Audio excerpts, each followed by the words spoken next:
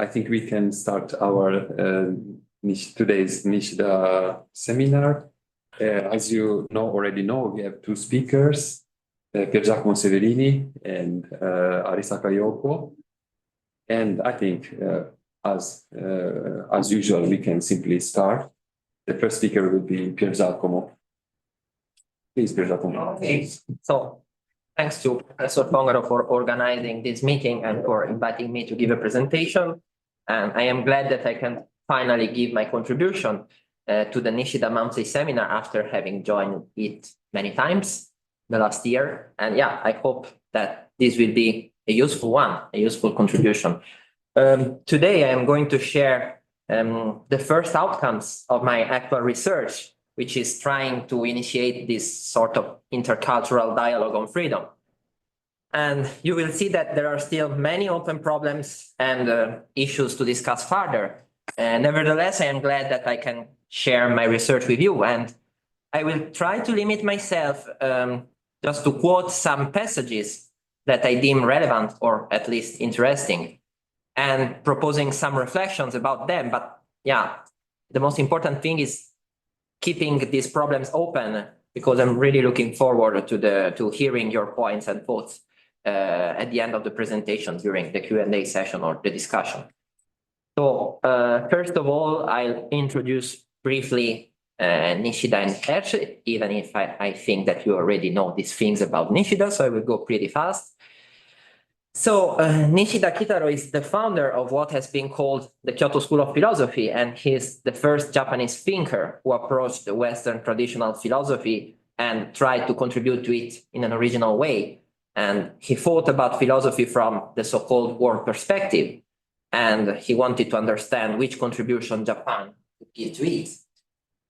Instead, Jeanne Hersch is a contemporary Swiss philosopher, and she was one of the most brilliant and faithful students of Karl Jaspers, and also she translated Jaspers in French. She gave a relevant contribution to the reflection on freedom in the 20th century, and she was interested also in politics, and she tried to apply her paradigm on freedom to politics and human rights.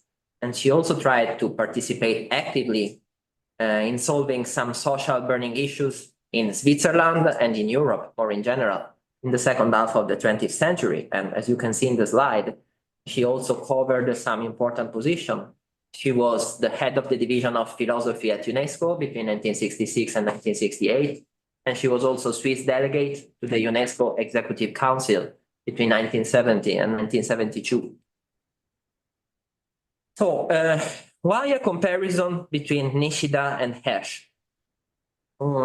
Well before the publication of his early works, it is clear from Nishida's letters and from his diary that his main interest was holding together the reality and the life of human beings. And of course, this comes from the influence of Zen practice, which he joined since his mid-20s. And as we can see in the slide, his intention was to express in a philosophical way what he calls this immediate non-dual experience, which belongs to Buddhist and Taoist tradition. And of course, this is evident since well before the publication of An Inquiry into the Good, his first book, but it remains present until the very last years of his life. So using his words, he wanted to build his philosophy on the reality of the mind instead of on abstract theory. And he wanted to give back importance to the experiencing self of ordinary consciousness.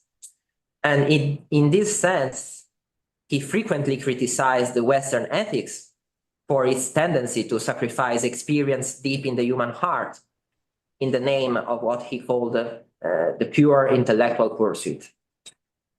And I mean, we can read this short quotation in the central part of the slide because it expresses this concept in a quite vivid way, I would say. So Nishida writes, under a dimly lit lamp, all the family members gathered and dined. The scene was inexpressibly charming. The utmost human happiness does not belong to high places, nor does it exist in natural scenery, but in ordinary everyday life. The moon was beautiful and bright. took a walk at night. Yeah, Nishida wrote this in 101, so 10 years before publishing An Inquiry into the Good. Now, Nishida's critique of the Western perspective is certainly well-founded, but it is equally true that in the varied Western philosophical tradition, we can still find positions that share Nishida's main interest and can dialogue with it. And to me, it is exactly here that the contribution of women philosophers comes in. Because we know well that in the history of philosophy, women philosophers often enhanced the senses, feelings, and our connections with the world we live in. And they promoted like a more lived search for meaning, which is somehow what Nishida was searching for, as we have just said.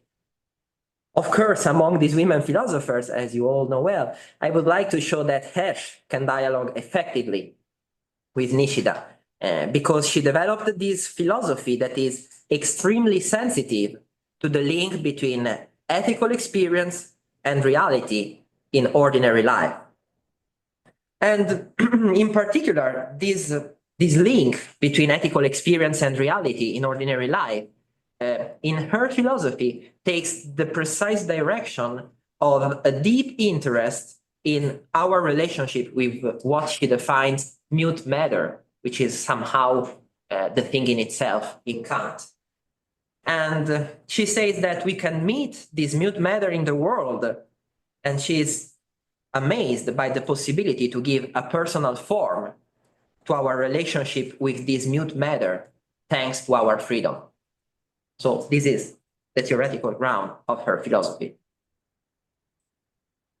So yeah, this was just a very general introduction to give an initial perspective to like frame the issue.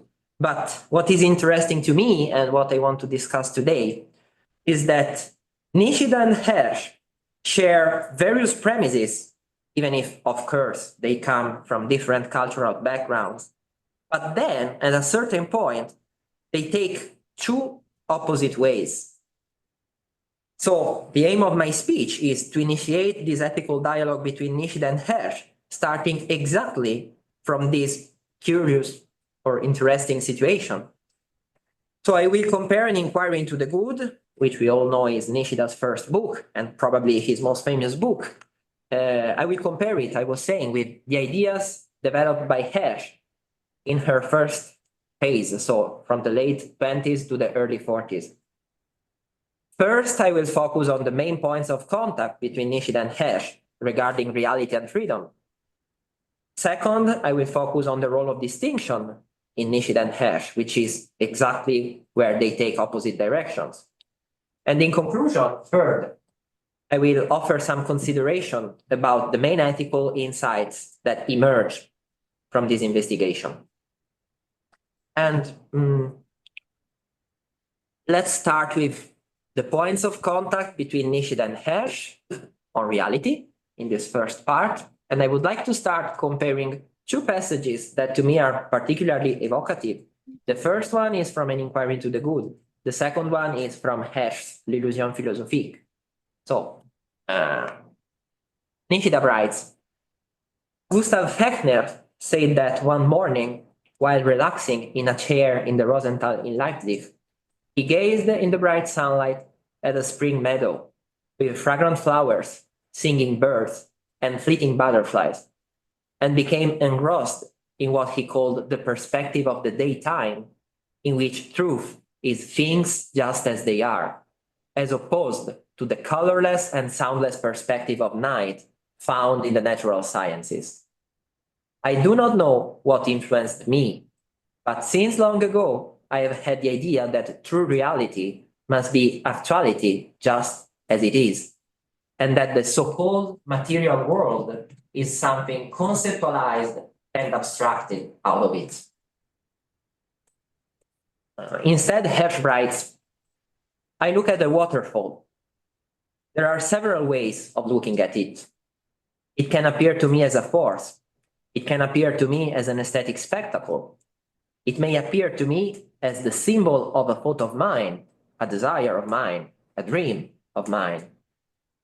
In all these cases, it remains close and understandable to me. But it can also appear to me in another way. Watching it fall, I suddenly see it in itself, naked, stripped of my feelings. It becomes prodigiously unknown and incomprehensible. I have no contact with this enormous indifference. I see the compact, opaque thickness of matter into which my gaze cannot enter. An abyss has opened between life, close and comprehensible, and inaccessible matter. For at this point falls the prejudice which we derive from science, according to which it is matter that is comprehensible first and life later, as if being able to measure is enough to understand. I think that from these lines, we can immediately grasp that there is something in common between Nishida and Hersch, because to both of them, reality is this enveloping familiarity in which we are immediately close or even unified with things, thanks to these feelings that things arouse in us. And only after this moment, the scientific gaze intervenes with its abstractions. So reality, to Nishida and Hersch, looks to be first, always a concrete experience, and second, in reality, subject and object meet, and they cannot do without each other. So regarding the second point, reality as the meeting between subject and object, as we all know well, Nishida calls it pure experience. And to him, reality is always us plus our experience of the world before thinking about it. And this is, to me, the important thing. We cannot meet in Nishida the world, an objective world, the world in itself. It's always our interpretation of the world. And Hersch says nearly the same thing, because as you can see in the slide, in L'être et la forme, she writes that we will define reality as anything that has a present presence in consciousness. Instead, regarding the first point, so reality being a concrete experience, both Nishida and Hersch agree that reality is by no means something neutral and objectively aseptic, because it is rather a relationship, they say. It is a concrete encounter that takes on meaning. The second point of contact between Nishida and Hersch is regarding freedom. And once again, I would like to start from two passages from Nishida and Hersch. The first one is again from an inquiry into the good. The second one is in Hersch's Éclairer l'obscur. Nishida writes, "The kind of will described by those who argue for the freedom of the will does not exist. Such a contingent will would not be felt to be free. Rather, it would be felt to be oppressive.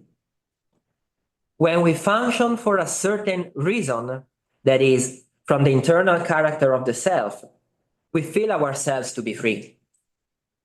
And we feel most free when the cause of a motive emerges from the most profound internal character of the self. The reason behind the will, however, is not a mechanical cause as described by determinists. Our spirit contains a law governing its activity. And when spirit functions in accordance with its own law, it is truly free. Freedom, thus, has two possible meanings. First, being totally without cause, that is, fortuitous or contingent. And second, having no external restrictions and therefore functioning of and by oneself. The latter indicates autonomous freedom, and this is the freedom of the will." Instead, Hersch writes, "You say necessity at the moment when I was going to say freedom. If we have in front of us a bag containing red balls and white balls, and we draw without looking a red one, are we free? I don't think so. Chance or a multiplicity of things cause my hand to grab a red ball. If now I look in the bag and I am indifferent to pull out a red ball or a white one, I find myself a little closer to freedom. So if I pull out a red ball to mend a sock, because a red one will be seen better in a white sock, I am even closer to freedom because I have reasons to draw the red ball. I approach freedom progressively to the extent that there are reasons. And in the end, when I find myself faced with two paths, one of which is that of temptation, the other that of duty, if I choose the first, I do not call a choice of freedom because I have the impression of giving in. Once again, here there are some clear points of contact, and once again, I would like to focus on two of them. So the first point of contact is the distinction between what contemporary debate frequently calls freedom from and freedom to.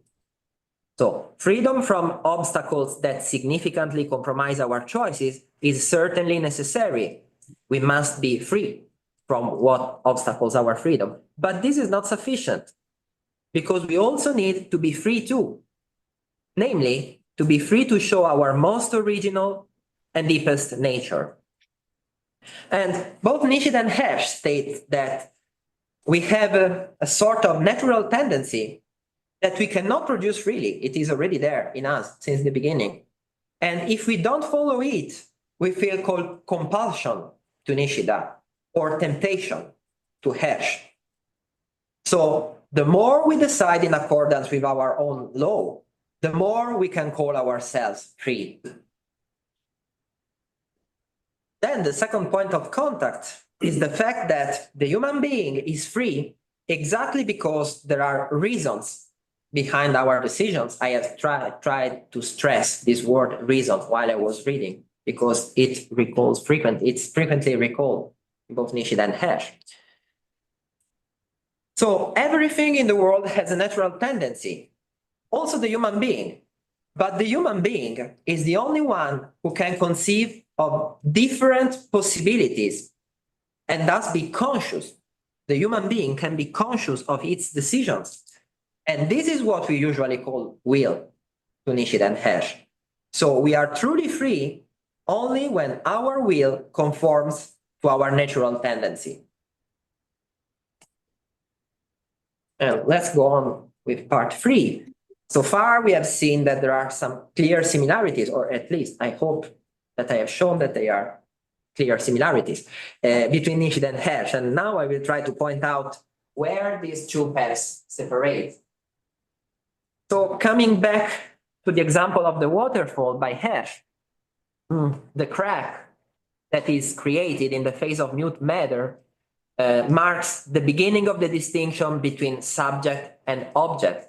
And here Hersch says quite explicitly that for the human being to exist means that the subject must create itself by isolating itself from matter.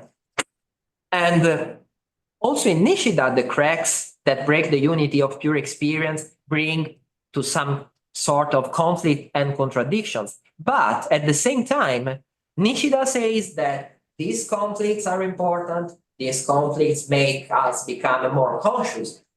But contrary to Hersch, this is all in function of the realization of an even greater unity. So on the one side, with Hersch, we have an increasing distinction, while on the other side, with Nishida, we have a progress towards a deeper unity. So it is exactly here that Nishida and Hersch take two different paths. And now I will try to say something more about this difference. And starting with Nishida, in order to understand Nishida, we have to consider that for him, it is not that experience exists because there is an individual, because it's rather the opposite. So to Nishida, an individual exists because there is experience. As we all know well, Nishida says that pure experience is what comes first and what we come back to.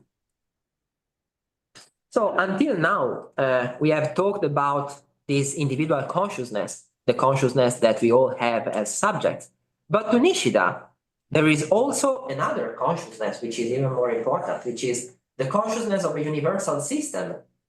And this consciousness of a universal system develops and actualizes itself. And the activity of individual consciousnesses, so the activity of every subject, has as its ultimate goal the unification with this wider consciousness. And Nishida calls differentiation this individual process of distinguishing thanks to the activity of our spirit. So in a nutshell, to Nishida, the individual arises from pure experience, deepens and broadens the original state of pure experience thanks to differentiation, and thus, in the end, comes back to pure experience through a deeper unification.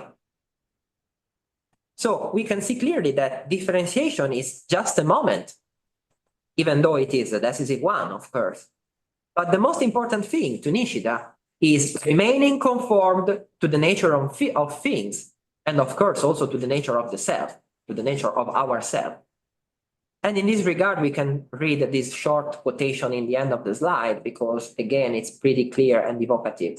Nishida writes, "To move water is to accord with its nature. To control people is to accord with their nature. And to control oneself is to accord with one's own nature.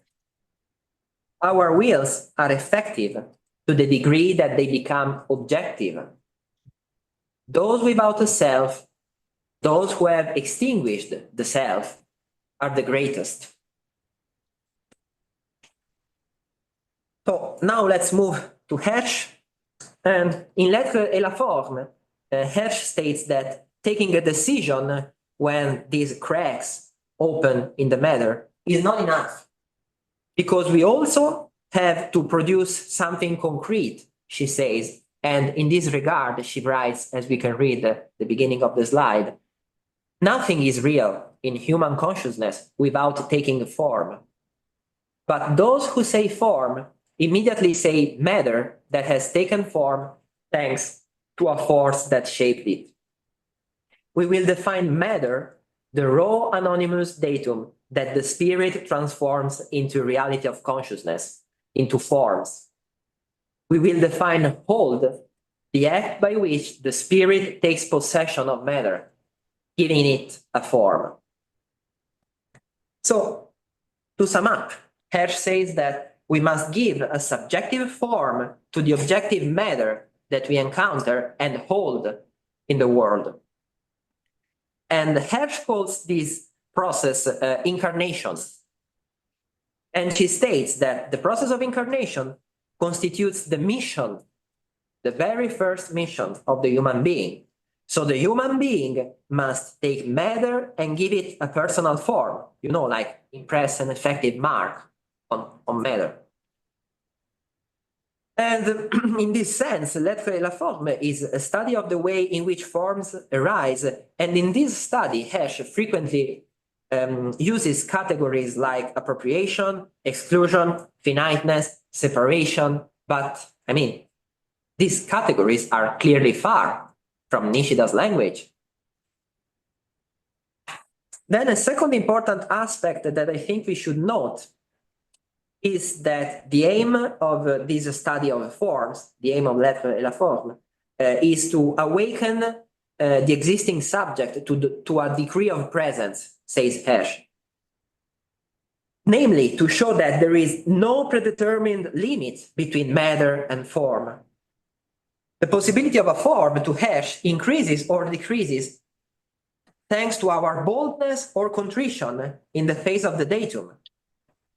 So there is no objective limit to our freedom. It is we who determine the limits of our actions according, to how much matter we decide to hold and give form to, or how much matter means something valuable for us and deserves being incarnated in the world and in our existence. And here I would like to read the last passage in the slide, because at least apparently, it sounds really far from what we read, the last passage that we read from Nishida in the previous slide. So Hersch writes, if the spiritual moves away from the vocation for which it is devoted to incarnate in matter, if it is content with itself and pleased with itself, it necessarily and increasingly moves among undifferentiated possibilities. Then the spiritual is lost with the law, and the purity of its disinterestedness becomes a consent to nothingness. It floats. It gives itself up to the flow. It is no longer a subject. It is like everything else. So coming to the conclusion, after having analyzed the main similarities and differences between Nishida and Hersch, now I will try to point out the main ethical findings of this path that we have outlined. So the first finding from the similarities between Nishida and Hersch is the priority of this personal experience of reality as a relationship and encounter that takes on meaning, as I have repeated sometimes during my speech. So both Nishida and Hersch are far from asserting that a scientific approach to reality is useless. This is not what they want to say. Nevertheless, they want to stress the fact that even before it is measured, the world speaks to us. At first, the world speaks to us. It captures our attention because of this experience of enveloping familiarity in which explanation is not even sought. We don't need it. Only later, after having taken a distance from this experience, maybe we want to analyze it based on our different needs. So once more, the experiencing self of our ordinary consciousness must be the very starting point. We must always start from the experiencing self of ordinary consciousness. This is the first gain. And every ethical reflection must consider this, because, otherwise we risk somehow to uproot the human being from its natural ground, and we risk to miss something. The second finding is the use of freedom from the necessity, as we have said, the necessity of our own internal law, rather than from a sort of perversion of free will as doing whatever we want or whenever we want at our own pace. So there is in us this natural tendency that determines our uniqueness and which we are free to follow. The path is there. It is already indicated, but deciding to follow it is really up to us, even if, as we have said in Nishida and Hersch, we can feel truly free only by walking this path that is our. In this point, the important thing to consider to me is that there is really no guarantee that we will follow our natural tendency. And this is particularly evident in Hersch, because in every moment to Hersch, the possibility to say no to our natural tendency is as concrete as the possibility to say yes to it. So we are conscious and we are aware of possibilities other, different from actual events. In a word, we can decide the quality of our existence. And to conclude regarding the distance between Nishida and Hersch and what we can learn from it, at least regarding the role of distinction, I would like to presume that from their personal significant and different experiences, Nishida and Hersch propose two paradigms that can still dialogue fruitfully because they just value two complementary aspects of the human being. So Nishida valued the aspect of harmony with a more universal system beyond the individual, while Hersch valued the aspect of the originality of freedom as the unique capacity to conceive of these alternative possibilities in every situation.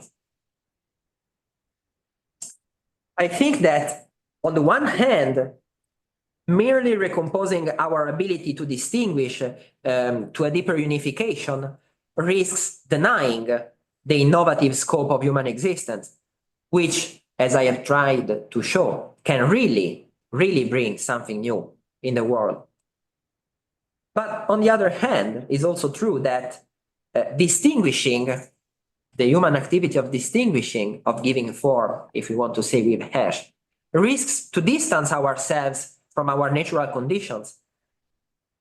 Because when we start focusing too much on what we want to achieve, on what our will want, we risk to forget about our starting point, or we risk to forget about our ground. And so while incarnating, I think that we should always remember that our natural conditions are something to start from rather than something to overcome. Because incarnating something that does not truly give form to our natural tendency, you know, can be really dangerous and harmful if we don't listen to our natural tendency or try to do without it. And it looks interesting to me that these ideas and quotation that I have tried to share with you in these slides somehow reflect only the starting point of Nishida and Hersch. Because of course, as I have repeated, they didn't totally change their mind in the last part of their life. But still, it is pretty evident that they milded their position, I would say.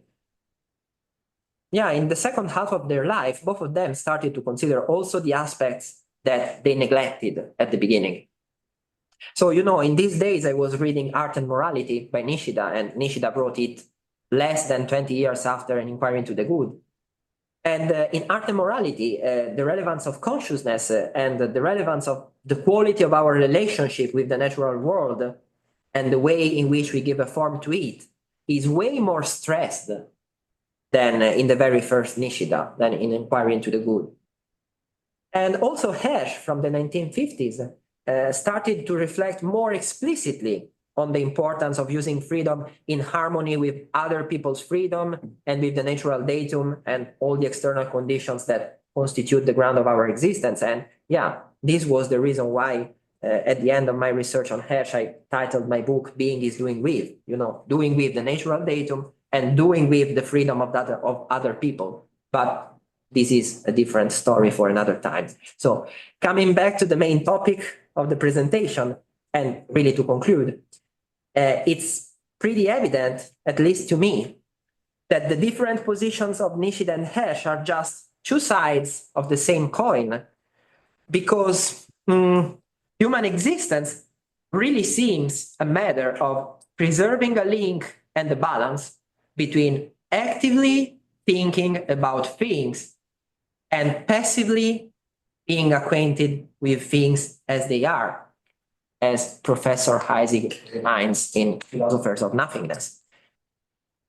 And so, what the contemporary ethical debate can derive from the distance between Nishida and Hersch, the third game that I would like to show, is to incarnate our novelty into the world without ever betraying our relationship to the world and our relationship to our deepest self. And I think that's enough. Thanks for your attention.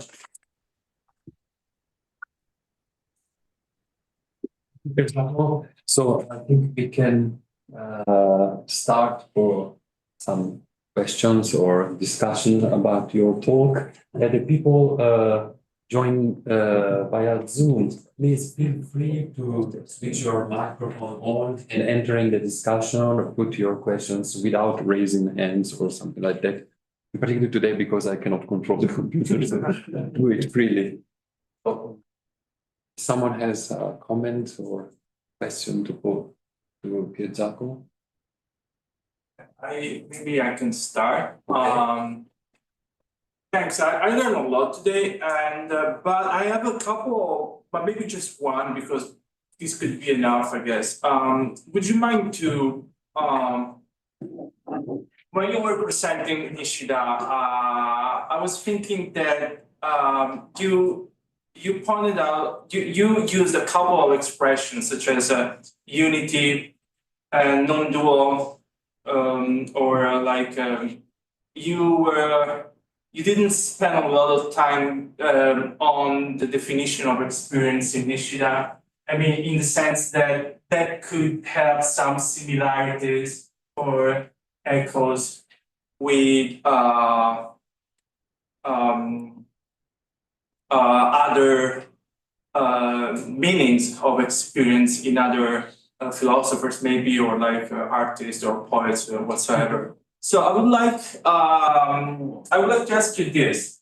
So in your presentation or your view on Nishida, you're trying to use consciously or not a more Western-like approach, because it seems to me that speaking of duality with Nishida and speaking about the necessity to arrive, because at some point you were cautious enough to make us aware that there are a lot of nuances in his thinking, but in other moments in your presentation, it seemed to me that you were trying to think of Nishida as a thinker in which the so-called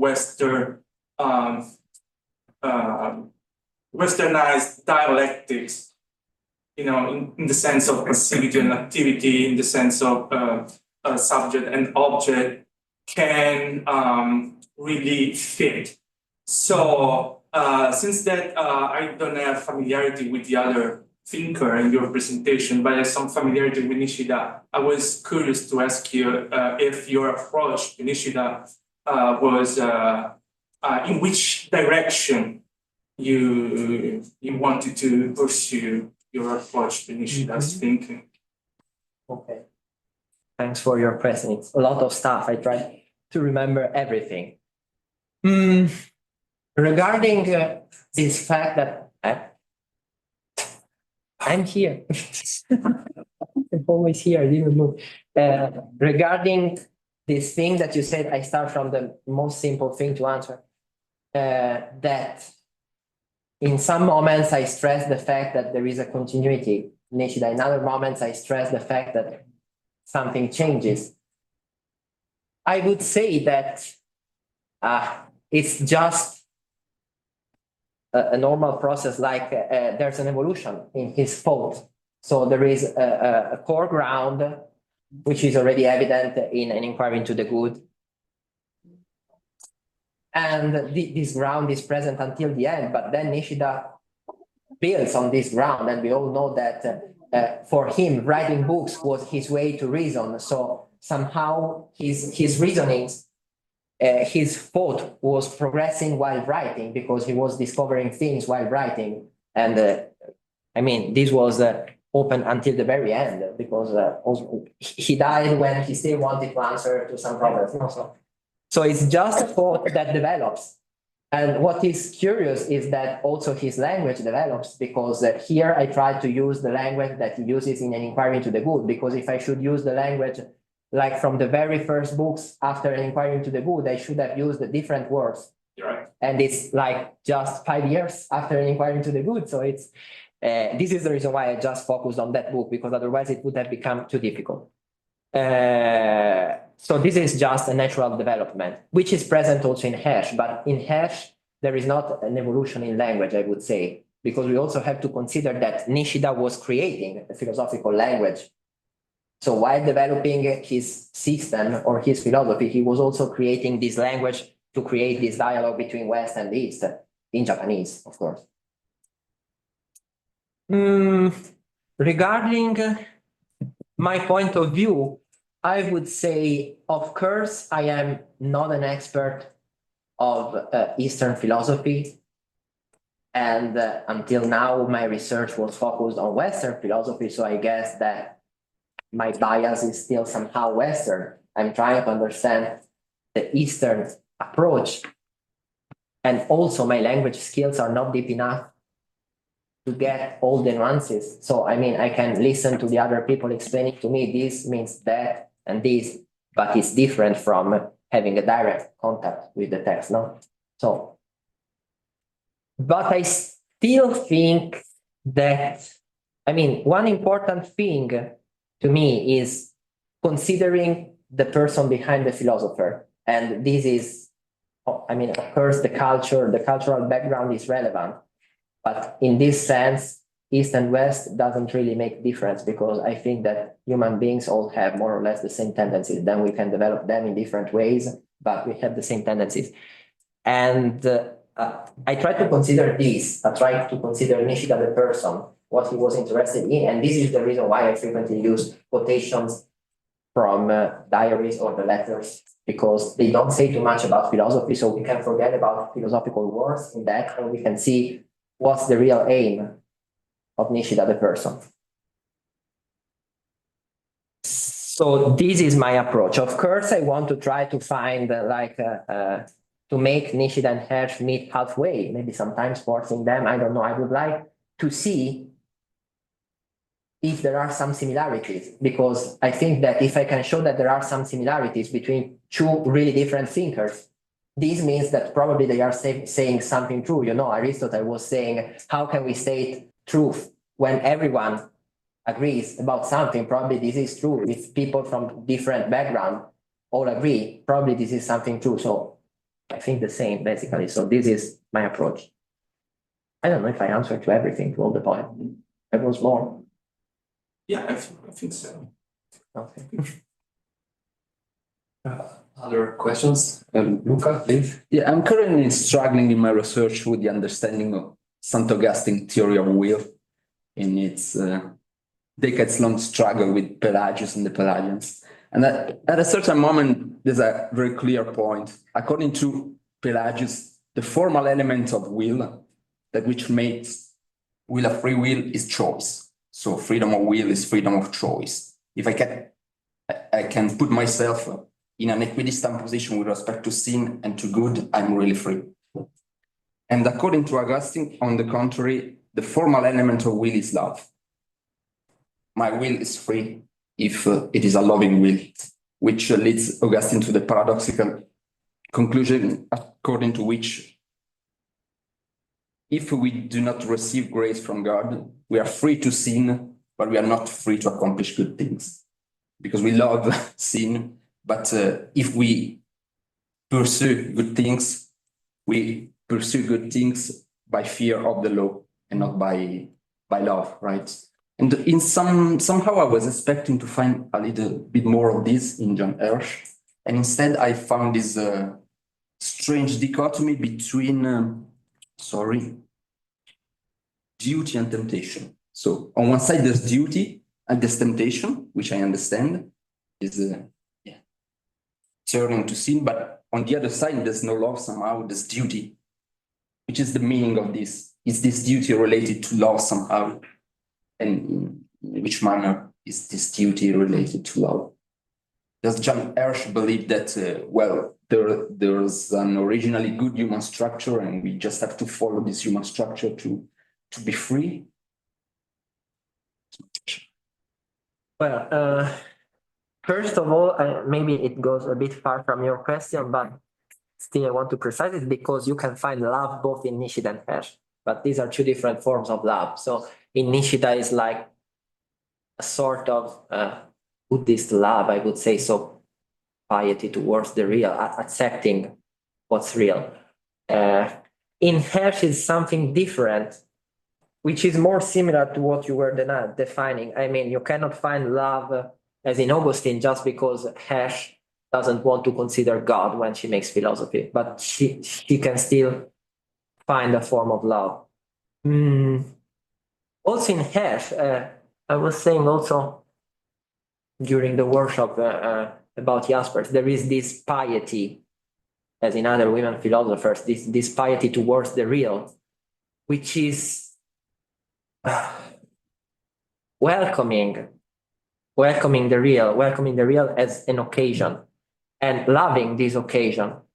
In one of her final lessons before retiring in 1976, Hersch came to the example of the myth of the cave by Plato. So the philosopher goes out of the cave and sees the sun, and he's stuck by the side of the sun. It's so beautiful that he wants to come back to the cave to announce it to everyone, even if he knows that he will die for this. But his love for the sun is that big that still he wants to announce it. And you can find this also in Hersch. She calls it desire of restitution. Well, desire of restitution is not her definition. It's the Monticelli definition. Hersch calls it wonder.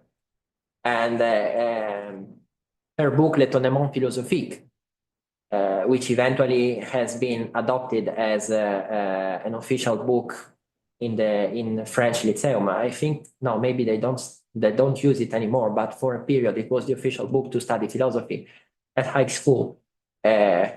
It talks about wonder. She says every philosopher starts from a wonder, and in this book she tries to show the wonder from which all the major philosophers started. So, of course, you can find love in every woman philosopher of the 20th century. They all decline it in different ways. There is always this binding with reality, but in every one of these philosophers, you can find this love, this deep connection with the world. And this deep connection with the world is exactly the reason why I think, as I was saying at the beginning, I think that women philosophers are a good bridge between Western thought and Eastern thought, because they still think in a Western way, but this connection with the world that they have naturally can somehow build a bridge with the East. And yeah, maybe it can be a surprise to read about duty.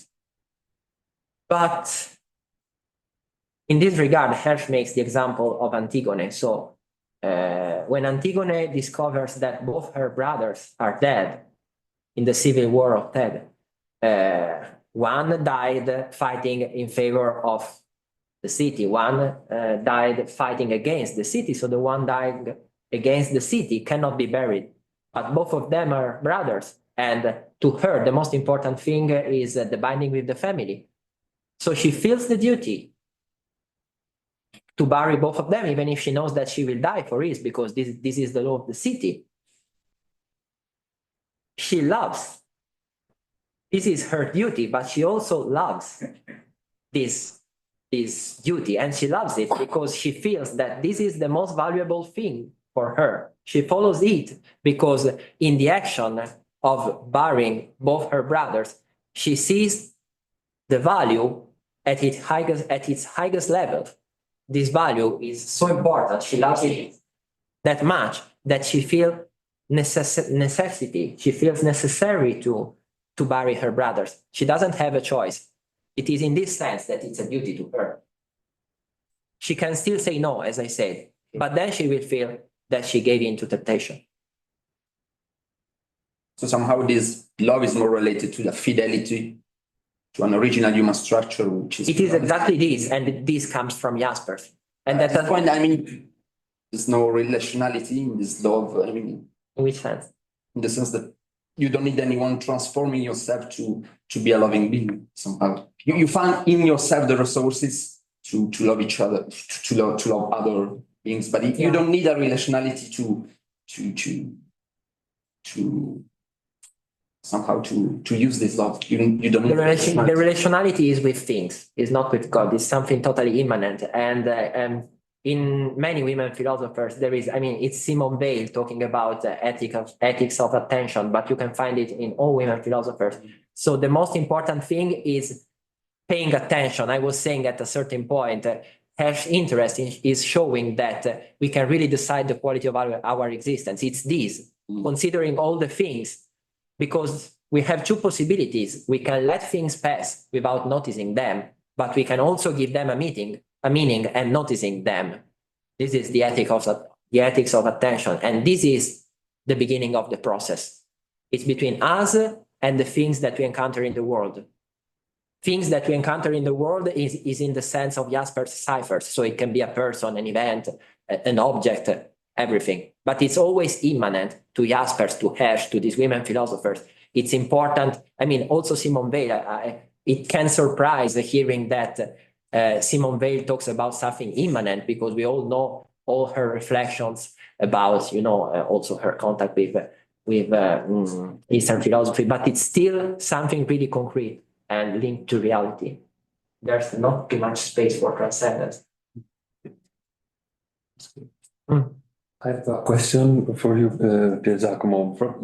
I would like to somehow connect also with Lucas. You said that for Augustine, not every will is good, but only a loving will is good. So I think in Zen-no-Kenkyu and inquiry into the good, not every will is good for Nishida, but only a will that is sincere. Sincerity is a word I think that is translated into English. And a will is sincere if is the will of a non-self. And also the question of freedom in Zen-no-Kenkyu, Nishida used the word jiyu, and jiyu is, San, correct me if I'm wrong, ji and your, so that something that depends on yourself, on itself. So the problem is, what is ji? If ji is a non-self, that means a true self, an empty self, then freedom is sincere and the act is a good act. So I wonder if in Hersch you can find such a notion of non-self. In the first slide, when you were comparing Hersch and Nishida, you said that in Nishida, you quoted the preface of Nishida and the experience of reality as it is. And if I'm correct, at the end you said, on this pure experience or immediate experience, subject and object meet and cannot be without each other. So yes, but I think what Nishida aims to explain through the concept of pure experience in Zen-no-Kenkyu is something that's prior to the distinction of such subject and object. And this priority is related to what Nishida intends as real self or empty self or sincere self. So my question is, do you think that there is really something similar to this kind of idea of freedom as freedom of a non-self, or freedom as at a level that is prior to the distinction of subject and object? Freedom that is what in traditional Japanese is called shizen or jinen, so a kind of spontaneity or naturalness that is completely unrelated to individual's subject. Can you find something similar also in the Hersch?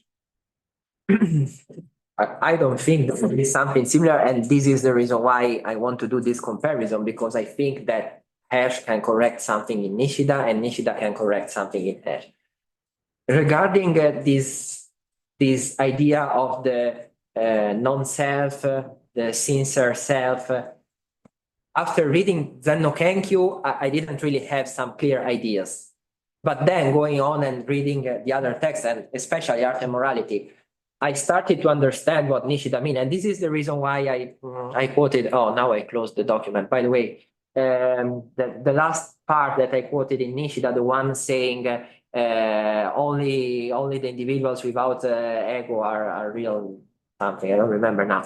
But yeah, I think that because at the beginning I was saying, okay, how can you do without subject? This is not possible. But then I started to understand, and as I said, also Nishida becomes clearer writing his text. So he probably understood this while writing. It's not that there's no subject anymore in the end. It's more that at the beginning you have expectations, ideas, false beliefs, and this is the non-self. It's not the real you. So what you reach in the end of this process of distinction to Nishida, but this is over, Zen-no-Kenkyu, it's the awareness about yourself, is this sincerity. So you start eliminating the things that don't belong to you, and you discover your real nature, and then you follow it. It's this process. If this is the process, this process of getting rid of things, because as I was saying in the conclusion of my speech, it's really this enhancement of the will that we have in the West. Of course, it's important because we all know that we got many results using the power of our will.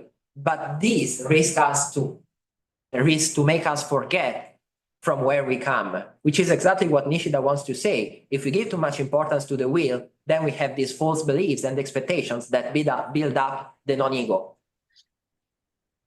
So to come back to the answer, if Nishida's process is this getting rid of what is not the real self, you can find it somehow in Hersch, because Hersch makes the example of the statue. So think about how you get the statue. You start with the raw material and sculpting with your chisel, you erase matter that is useless until you have the perfect shape. And this is how you build your existence. You get rid of what is not necessary. This is quite similar, I would say, to what Nishida says, but still, I don't think that you can find this non-ego in Hersch, exactly because, as I said, her role is showing what the human being can do, the difference that the will can do. The role of Nishida is keeping us down to earth somehow. So, okay, use your will, but remember from where you come. Hersch's role instead in this ideal dialogue about freedom should be, look, your will can really make the difference, can decide the quality of your existence. So use it properly. Thank you. People join via Zoom. If you have some questions, please feel free to enter in the discussion.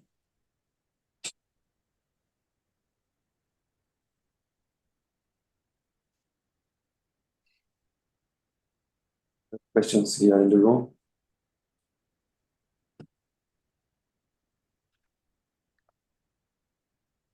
Oh, so if there are no other questions, thank you very much, Piergiacomo, for your talk. And then we can move to the second speaker, Professor Arisaka Yōko. Can you share the screen? I hope so. Oh, great.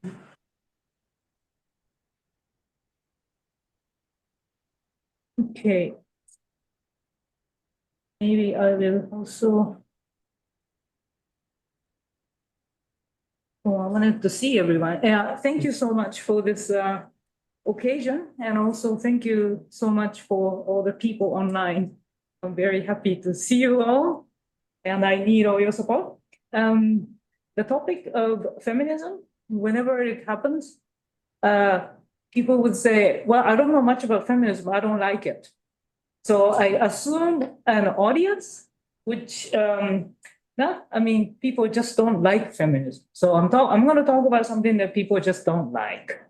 So that means I need to somehow bring us to a same place and a same page so that I can speak at ease and with comfort. I mean, it's all different if I'm talking to a bunch of feminists, and there are a bunch of you in the audience that I can do so, but you guys can't see the room, but I'm the only girl here. So, but anyway, especially, something in feminism, people will say, oh, I'm not interested. Yeah. So that's the sort of like the what's in the air. So I'm going to talk about Nishida and feminism. So I already expect, some discomfort, but that's okay. I'm used to it. Before we start, I would like you to think about in your own life a situation in which you felt bullied, excluded, somehow unfairly treated, and you were hurt. From your boss, from some kid in school, a situation in which you just, you were disregarded, or you were not seen, or you wanted to say something, but you were ignored. These things, your own personal experience.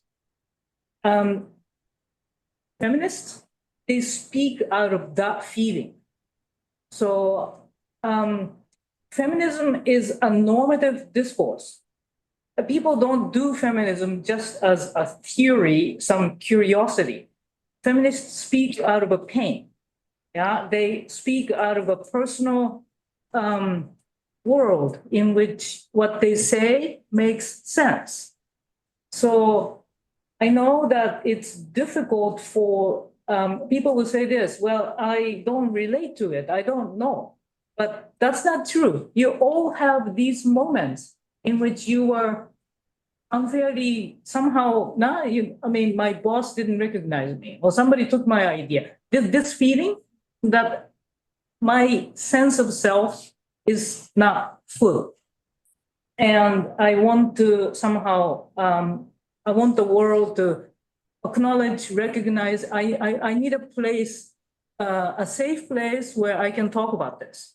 Yeah. So when feminists, I mean, there's like thousands of different kinds, so I will go into this. But anyway, to understand feminism, you need to sort of place yourself in that kind of a space and to listen in that mode.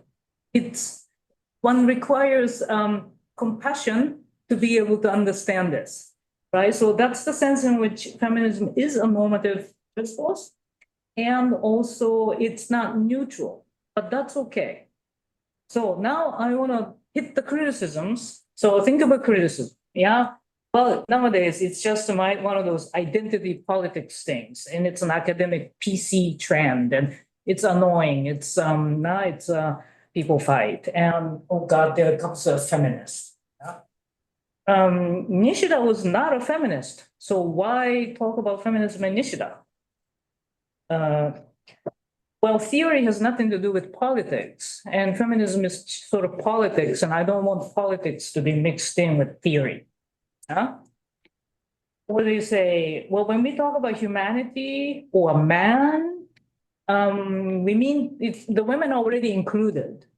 So why specify women? Yeah. So that's something that you also hear. And this focus on women, it's too much. Well, isn't it nowadays it's the white male who's rather excluded? I mean, we feel harassed as a man. Yeah, if you're a white male, well, you just don't have any chance. Yeah. And then another one is, well, I'm not against women. I, in fact, like women. I just don't like feminism. I just don't like feminists. Yeah. Or you just say, well, I'm just simply not interested in this. I'm out. Yeah. Or these old one, right? Well, feminists are one of those angry dykes. Yeah. And then you just don't need to take them seriously because they're just complaining. Or, well, isn't it better to focus on commonality than differences? I mean, we are after all not together, and why split? So it's better to talk about commonalities. So that's one of those things. I mean, these are sort of not the old, I mean, my father is 88, and then we were driving the other day, and there was a woman police person, and he says,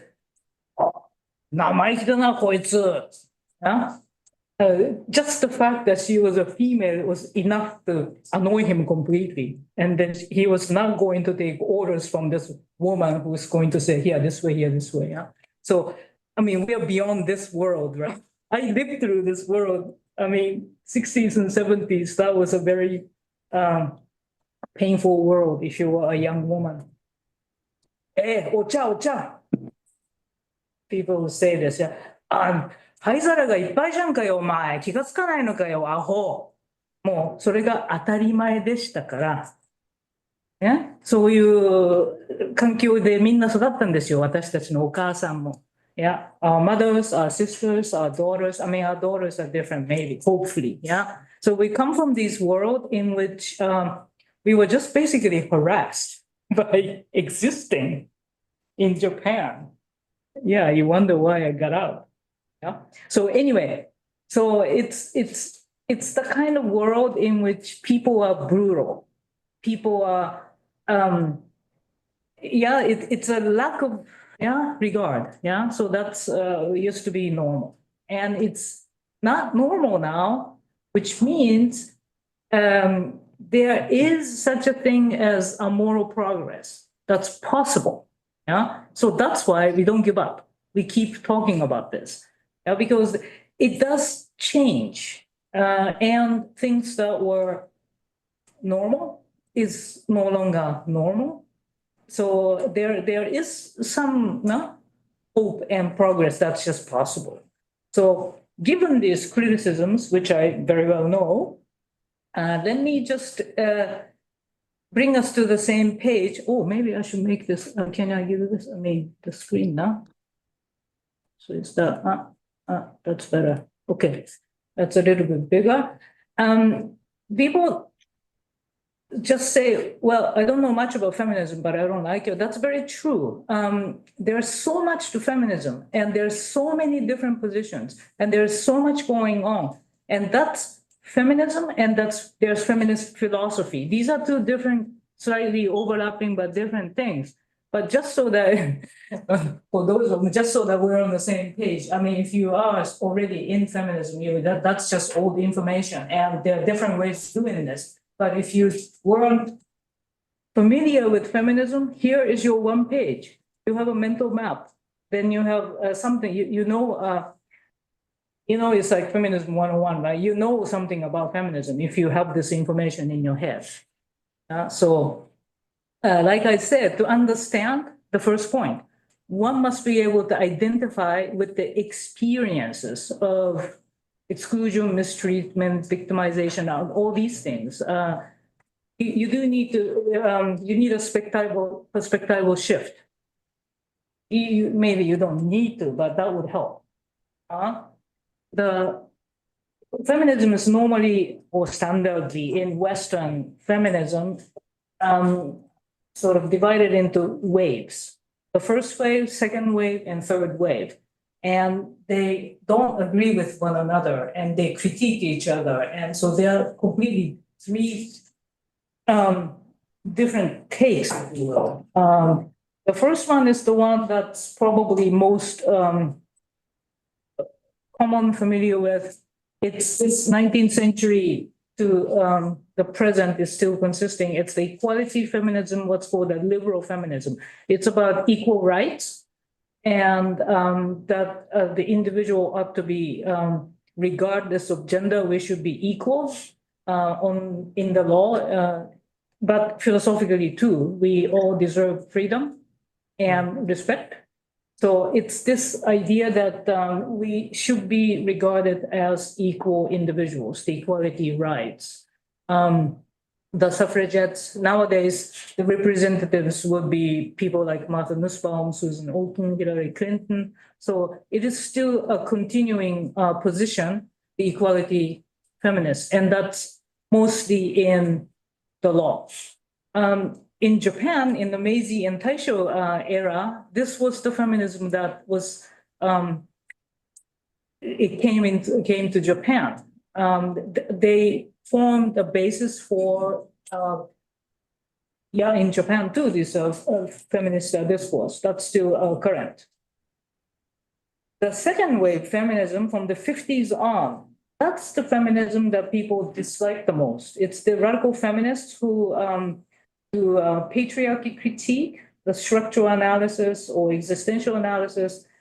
That was a time of equal feminism, claiming our own bodies, pornography critique. We talk about motherhood, women's health issues. These are sort of the 70s feminism that first gave rise to the consciousness of what does it mean to be in a world in which women are not represented. Simone de Beauvoir's The Second Sex, that was very influential. Catherine McKinnon, and then Black feminists, they were great.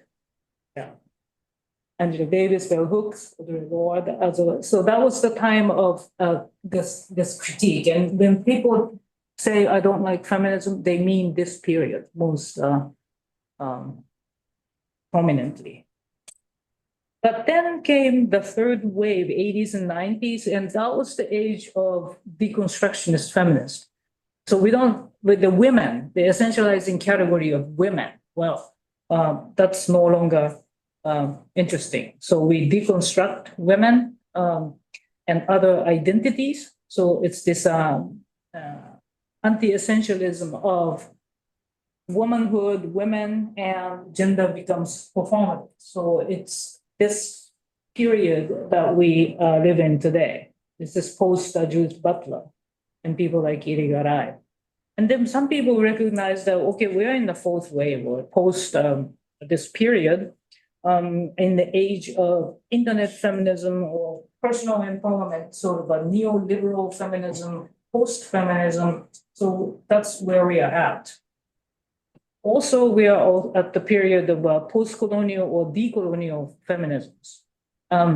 The feminism is so Western, this first, second, and third wave. It's sort of European and American. But what about people who are sort of outside of this? So the third world feminists and decolonial feminists came to critique the Western feminism as Eurocentric. Yeah. And the Eurocentrism of feminism that you also feel in Japan, feminism is something foreign or Western in the sense that if you are a feminist in Japan, then somehow you come in with this power of critique, and that is sort of Eurocentric, right? So it's this Eurocentrism of feminism that is also critiqued by decolonial feminists. And of course, since woman and feminism is now deconstructed, we're in the age of gender and queer, which we will come to next. Or the age of intersectionality. Intersectionality means it's not just gender, it's you gotta at the same time talk about race, class, ageism, sexual orientation, because all these things interact and sort of a mesh to create this mechanism of exclusion. So you can't just say feminism nowadays. It's just, it's post. And this neoliberal post-feminist period in which everything is a question of personal freedom. So, well, it's my freedom to support or not support feminist issues. Well, it's even prostitution and all these things. Well, it's your one's personal freedom to do so. So, you know, you can't claim that these women are oppressed, whatever. Yeah. So it's this individualization issues to try to talk about all these things in terms of freedom. Specifically within feminist philosophy, there are lots of different things that feminists do. The political philosophy is the obvious one, and that's liberal feminists, Marxist feminists, Black feminists. I mean, that's the kind of feminism that it is under feminism that gets discussed.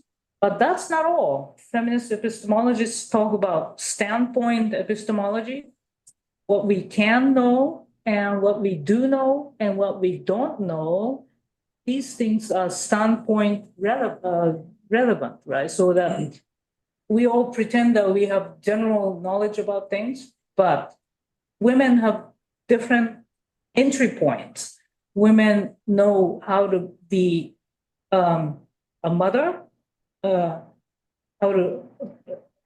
women have different ways of dealing with the world as men. That's traditionally speaking, and also have the experience of being victimized of male violence, male domination in structural ways. So the standpoint epistemology assumes that, well, all knowledge or epistemological entry points is standpoint relevant, dependent. Feminist ontologists talk about, well, what is female? What is woman? What does it mean to have sort of like a maleness, femaleness? So what the ontological questions they raise regarding these issues. Probably the next major thing besides political philosophy is the feminist ethics of care. Instead of dealing with ethics in terms of ethical principles and ethical norms, they talk about relationality and categories like emotion and care as relevant ethical concepts. So interactions, relations to people, mother-child relations, or sort of a typical female care as relevant to ethics. in history of philosophy, they do a lot of archaeological work to speak of women philosophers in history that before they were just sort of completely ignored as not important, but they had ideas too. So it's important to recognize them and to make them present. There are also analytic feminists. Analytic feminists use the analytic methodology to analyze concepts, structures, relations, and so on. So it's mostly sort of a methodological approach than a topical approach. In philosophy of science, feminists critique the neutrality and objectivity of knowledge and biases in methods, and also in philosophy of biology and medicine. Medicine is a big field because most of the norms in medicine are not feminine or the female. So there's considerable debates about the amount of medication against female hormones, the workings of female hormones. So it is a sort of a big field in medicine. And phenomenology and existentialism, that's also pretty big because it speaks about the experiences of, right? So there's lots of analysis about embodiment, and also specific things like motherhood. I mean, half of the population of the world are mothers. I mean, not half, women. Yeah. I mean, just imagine, right? If women rule the world, we just say, yeah, half of our population, men, I mean, they are sort of lacking in our capacity to create children, right? So it's like, why is it that we don't talk about that lack of men to bear children, but instead somehow we are the ones who lack intelligence. So you know what I mean? It's this norm making that sort of shapes our picture. So the issues of embodiment, issues of pregnancy, issues of all these other things that could be talked about, and why should that be the illegitimate content of philosophy?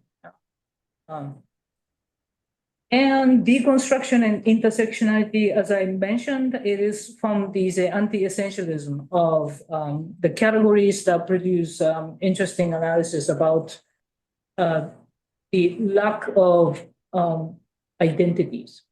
So anyway, I just wanted to have this discussion so that I can go on.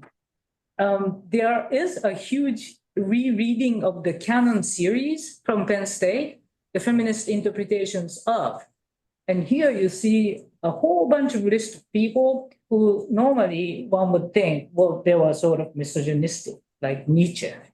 Yeah, but what they do is to tease out some theoretical elements or claims or whatever it is. Well, in case of Descartes, well, it's mostly critique. But anyway, it's an engagement, and it's to, like you did brilliantly, bring people in conversation with, but also to tease out theoretically, to try to see whether it's possible to produce actually a feminist interpretations. So there's no Nishida in it. I mean, why not, right? And then I just have a bunch of slides on the horrible things that people said. But one, these are sort of like the Plato and Aristotle, I mean, views on women, but I don't have to do this. But I did want to talk about the Pelagian controversy that you mentioned, Luca. It was on, I mean, it was a theoretical debate, but it was also on women, the role of women, the role of women in the church. And the upshot is that the Augustinian school or Augustine's position became mainstream, and the Pelagian position became a heretic. But Pelagius supported that the women should actually become active in the church, and they had a place, and they also had free will. And we could also imagine, had he won the debate, this controversy, then probably that would have influenced the history of Western philosophy in a very different way. So it's every historical term has these kinds of moments in which these views on women could be otherwise, right? But it's just that what we have as a history of philosophy was a series of decisions and legitimations and exclusionary processes that led to our current view on women and the philosophy that we have. And one of the big ones in the history of philosophy is this mind-body hierarchy that we inherited from Plato on, and Augustine too, and Spinoza and Descartes, he's a big one, and Hegel. I mean, just about every famous philosopher that you can think of, it's this general mind-body hierarchy that is assumed. It is the dualism in which the body takes a second stage. So the soul or the mind or the consciousness or pure intellect, the place of rationality where mathematics and logic takes place, it's the place of transcendence and control, and these are sort of masculine traits. It's understood to be the masculine part of this duality.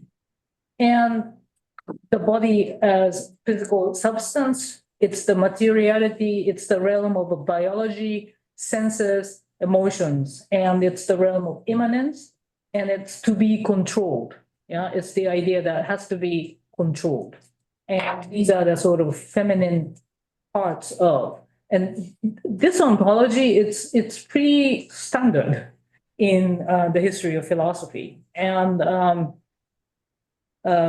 so that's one of the things that many feminists of history of philosophy, they critique. Generally, the theoretical and methodological tendencies in feminism or feminist philosophy, in terms of ontology, the rejection of this dualism, yeah, and hierarchy. So instead of the dualistic view of the person or the universe, the human being is a unity, either unity or interaction. So it's this, the rejection of dualism is, yeah, I would say that it runs through. And also the inclusion or the integration of emotions. That's also, I would say that it's throughout feminism that is true. And the emphasis on embodiment. We are embodied communicative beings and not a disembodied mind or this I think, yeah? And emphasis on relationality. So we exist in relation with others. These are sort of points that I would say it's common in feminist philosophies. And methodology, that's where it gets a little bit hairy, but I would say also a common to this method is an inclusion of non-rational discourses, poetry, literature, arts, and to try to sort of blur the distinction between hard philosophy versus other soft philosophy. Because this hard philosophy is born out of this mind-body dualism, which all the other elements are considered not so important, right? So it's a challenge to this, the picture.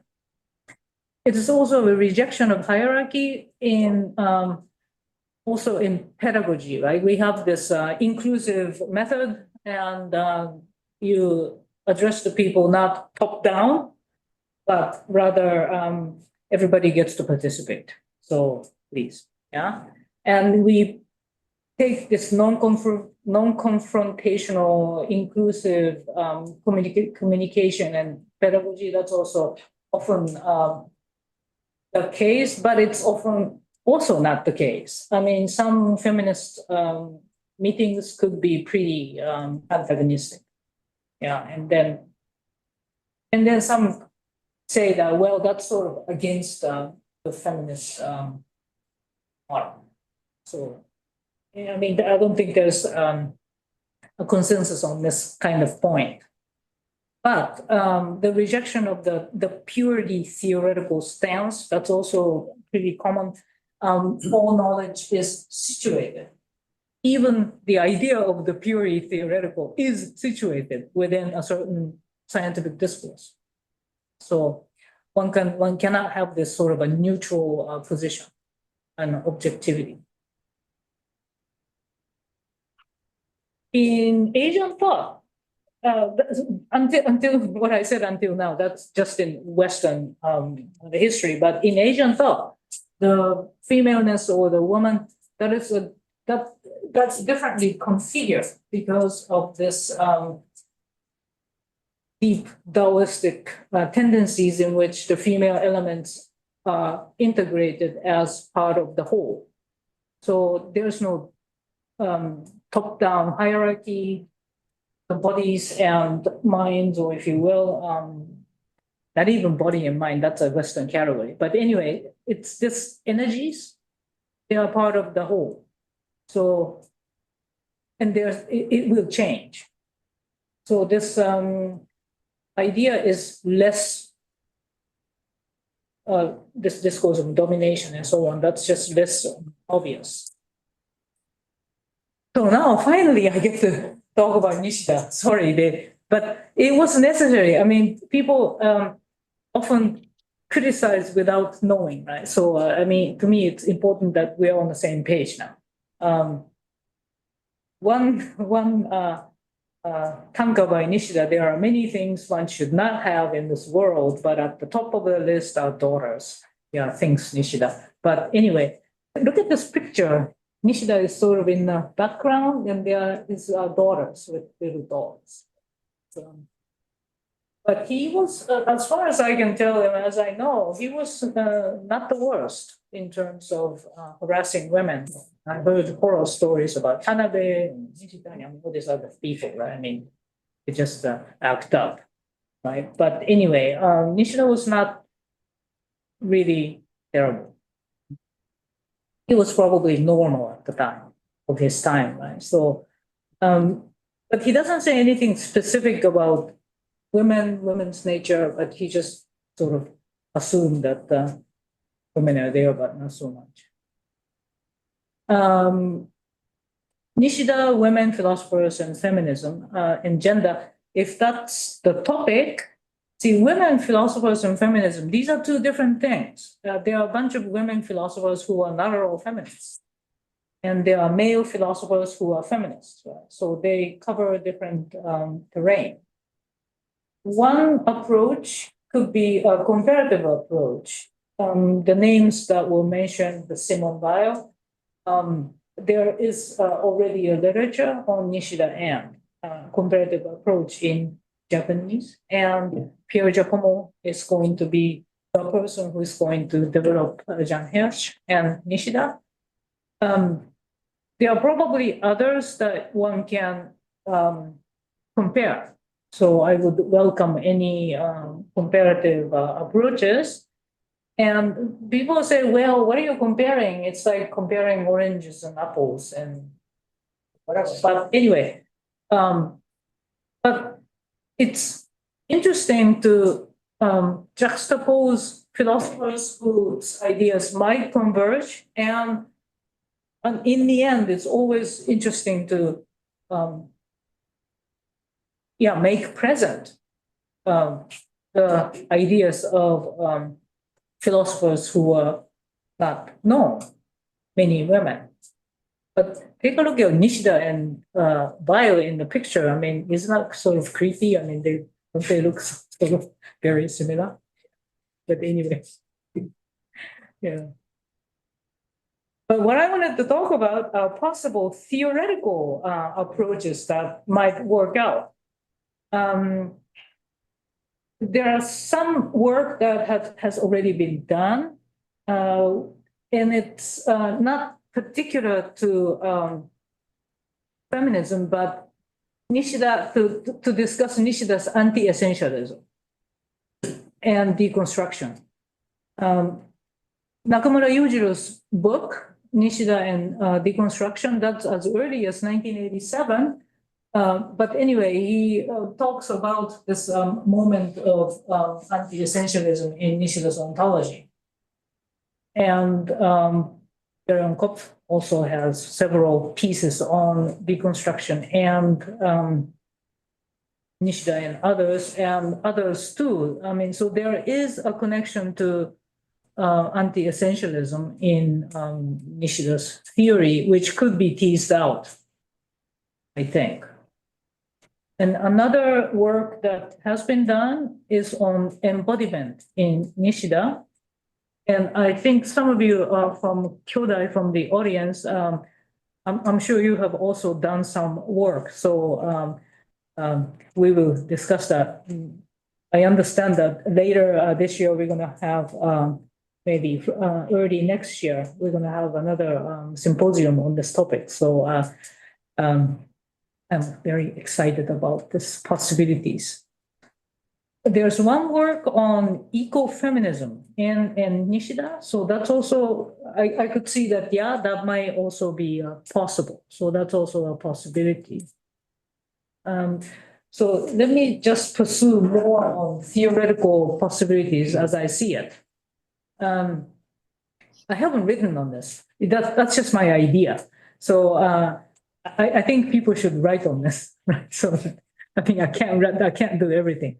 I have my own ideas, but I mean, each of them will take a considerable sort of a theoretical development, and probably there are other elements of Nishida you can tease out. But anyway, you can take a pure experience idea, and the fruitful ideas might be is this idea, right? The encountering of the other in their presence without prior judgment. I think that's an idea that you can use to develop the encounter of the other without sort of like the label of womanness or, yeah. So anyway, so this idea can be teased out, I believe. And of course, in a state of pure experience, emotion and will are also unified parts of the experience, right? So that's also, one could say that in feminism, you can also make connections to that idea. And I mean, the pure experience, it's often misunderstood as if it's an experience without judgment. I mean, but it's not that one doesn't have judgment. I mean, we cannot not have judgments, right? So, but it is initial encounter, the moment of encounter that you notice. And of course, judgments are sort of immediately present as thought, right? The thoughts are also part of pure experience. But one can also immediately reflect on this, right? So it's this reflection and intuition. That's Nishida's second book. But anyway, there you have a moment in which we have an entry point in examining, okay, what is my relation to the other? So it is possible at that point to talk about your own prejudices or the prejudices that exist in the world against which you try to offer a corrective. So I think you can do a lot with this theory of pure experience if you want to bring in feminist issues. The second big one that's already been done is this issue of this acting intuition, the koiteki chokkan, and embodiment, because we are an embodied corporeal acting agent. Yeah, we're not just floating minds. Yeah, And that's an existential thesis, but it's also integral to knowledge making and what in the sense of the self. So if we are going to have a sense of the self, it is this holistic, robust sense of an embodied self. And that's also relevant to an epistemological standpoint. You know, who is the knower? It's not a mind or consciousness, but we are in the world as acting body. And that's also very much a thesis of many of the existential feminists. So that can be also an entry point. I am thou in Nishida. That's also a fruitful theoretical framework, I think. It's to encounter the other through intersubjectivity and without reduction, right? And we are together in this world through the dialectic and also dialogically, right? Watashi to Nanji, the I and thou, it's about the second person perspective. You're not a theorist looking at different people and from a third person perspective in the world, but rather we encounter people. Right? So it's the second person encounter that's robust in our place. So it's ontologically determining of you too, yeah, in this encounter. We arise ontologically together. And that's also a theme in feminist ontology that you could develop. See, that's what I mean. I mean, feminism, it's not just about women, it's universal. It really is. So there's no reason to dislike them. You should love them. It's interesting, right? I mean, I don't know what it is that people just dislike feminism. Just no idea. But anyway, so that's also a good idea. Yeah. And of course, the big one is the historical world, dialectical self, this Bensho Houteki Rekishi Sekai. That's where Nishida develops a historical theory of the anti-essentialist and materialist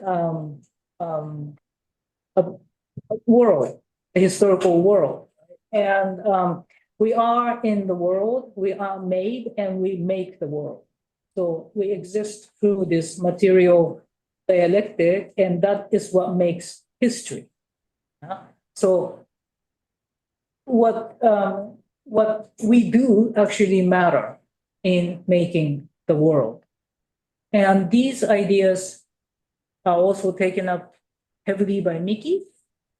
And Miki has a really interesting sentence in the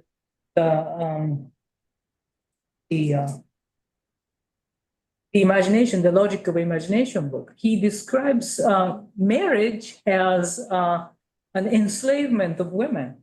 So I was like completely shocked. Like, yeah, okay. But anyway, that was like this one sentence in the whole 300 pages. So but maybe there are a bunch of others too, right? Somebody else pointed out to me. And then I thought, okay, that's very interesting. But anyway, Nishida doesn't have anything like that. But anyway, this ecofeminism can also be a part of this historical world making. Ecofeminism is the view in which we human beings are connected to nature. And why is that feminist and not just human beings? Well, it's related to the idea of generation and this Mother Earth idea out of which we all come. And it doesn't, I guess, have to be women specifically, but it is traditionally considered a womanist relation. But historical world, why limited to the historical world? It is also a natural world, right? Well, because in Nishida, the division between nature and culture is blurred. Maybe Watsuji is also much more fruitful connection in that sense. But my baby is always the eternal present. That's just what I think is most interesting in Nishida. So, and also, I think the eternal present, that idea, Nishida never gave it up from the beginning to the end. So he starts to use the term sort of late 20s, mid 30s, but the basic idea, I don't think he ever abandoned, and it was from the beginning too. You can see that in the preface of Zen no Kenkyu, which he wrote in the late 30s, right, 1939 or so. He refers to this and says that what I want to say in the beginning and Zen no Kenkyu is actually the same thing as this, and the eternal presence. So it is an idea which, if I were to write about Nishida and feminism or something like this is what I would use. And it has to do with this. It's in the theory of Nishida itself, Nishida's eternal presence itself, that the now, right, here and now, that he talks about as eternal present, it's not just some point in time in history, it is the now. And by now, I mean this room, as you are here and I am talking. That's the here and now. So, and I think that's the interesting thing about Nishida. Nishida is able to point out theoretically to the fact that of this here now that escapes theory. See, so if you take Nishida's theory seriously, then you leave theory and we start talking about here and now, namely the 6th of November 2024 at 17:15. Yeah, the now. I'm talking about the now. So, oh my God, I'm so out of time. Yeah. Okay, December. Yeah, so that's the now, right? And that is actually the place of history and acting intuition. We are participating, we are doing this right now, yeah, through our interaction. So we are making history, yeah, by being here. So we are making the world and being made. And we read Nishida and we talk about, like somehow theoretically the case, but it's not just theoretically the case, it is the now. So what we do think and transmit, it matters in education, and it matters in how we think and act, and that's the now. And that's why we can change, yeah? And that's why it's important that we do this, yeah? Because that means all of these responsibility questions and compassion in the now, that's our existential state. And it is our current involvement. And we can't escape it. That's who we are. Yeah? We can't just become an observer. We are implicated in this, if Nishida is right, through this eternal present. So that means then we ought not to perpetuate views damaging to half of the population of the world. Yeah? There are girls being sold and women who are, I mean, you just say, yeah, okay, now it's the white males who are harassed. But let me just tell you the state of women all over the world who is being harassed, sold, damaged, blah, blah, blah. So anyway, comparatively speaking, we are still not out. The women are in bad shape.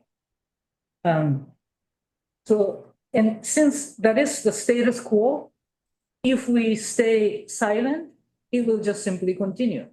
So the only way in which a change can be made is that somebody does something or raises a voice, and for that we are hated. But don't. I mean, it's okay. Somebody has to say something because otherwise nothing will happen. Yeah, so that's why we don't give up. Yeah, and that's why I think it's important now for the future. It's not about the past. Yeah, the past is rather the now, right? And philosophical education and is really one of the essential sides of this, because we can articulate, we can theorize, and we can discuss in an academic as well as pedagogic context for the next generation. So what we do teach actually matter in how we transmit reflective skills, critical skills, and the content and everything else. So philosophical education is first of all important, but also what we teach is also important. And we can't do everything, right? So we gotta pick and choose. And so why not talk about feminism? At least that's what I do, right? So in that sense, then feminism ought to be included in the scholarship of Nishida too. Why not?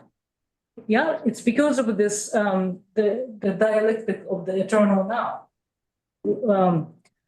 I'm not sure ought to be included. Certainly can be included. I think it's ought to be included because it's the responsibility issue and the compassion issue. And also because the world has to change in a certain direction.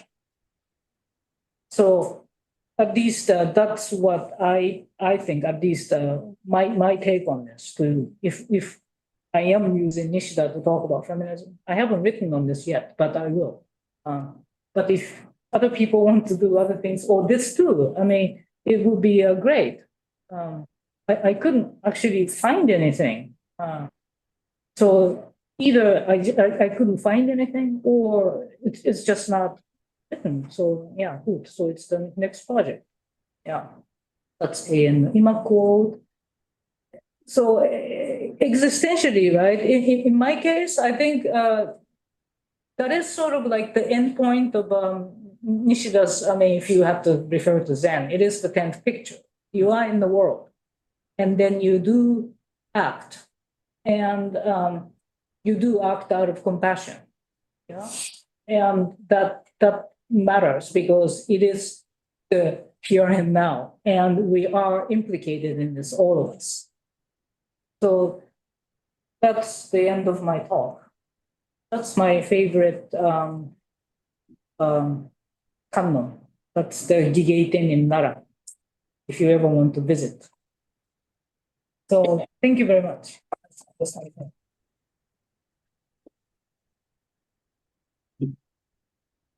Well, thank you very much. So let's open to the question and discussion. Also, the people on Zoom, please feel free to enter the discussion, put questions.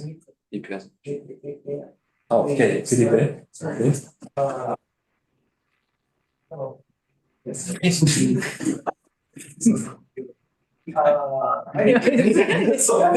one. Arisaka said, thank you so much. It's so important, and I think I really don't want to monopolize the discussion. So I'm going straight to some points. I noticed how many times you had to say, first you had to make a long, almost like trying to justify why you think or why you understand this. And then I think you have to say like half a dozen times that please don't hate it, or some kind of expression like this. And I think this shows how deep is the hole in which we are right now, right? Because it is. If any male would be here, and if any of us males here, if we were in a room full of women philosophers, and we were discussing about male problems or male issues about male philosophers, none of us would be apologizing or asking not to be hated. That's right. Right? So I think this shows how deep is the whole. Also, why feminism is so necessary. I think that I once heard that if men menstruated, like menstruation pads would be free in every country. That's right? probably true. Right? So I think all this shows how deep is the whole. Also, there's just when you're talking about that Miki, he says that marriage is enslavement of women. I immediately remembered when I was first learning Japanese, and I found out that the word shujin can be used for a male or for a husband, but it can also be used for a person who owns a dog, or it can be used for a person who owns slaves as well, right? And we see how there is actually no good word to refer to husband in Japanese, right? And then it came back to like my experiences I've been having in Japan. And when you said about how it was growing up in Japan here in the 70s, I've always found that I think this explains a lot why so many sexists, chauvinists, misogynists, foreigners feel so at home here in Japan. Right? So just one final thing. There's a lot. So just one final thing. Okay, two more. Sorry. One is that when we were talking about how feminism or like these gender issues are absent from Nishida, I remembered when I was working on Kora, for example, on Basho. And so Plato, he specifically deals with Kora as being a female noun, right? And it's nowhere to be found in Nishida, right? To this. Of course, we know that in Japanese, you don't deal with like male and female nouns and this kind of stuff. But I really found that lacking when I was reading Nishida. So I think there's another interesting point that we could include in what you were talking before. And just one final part, where you said that Nishida was not feminist, so why would we include Nishida in this discussion? I think that's part of the point. Because that's the thing. I would actually be surprised if Nishida were a feminist.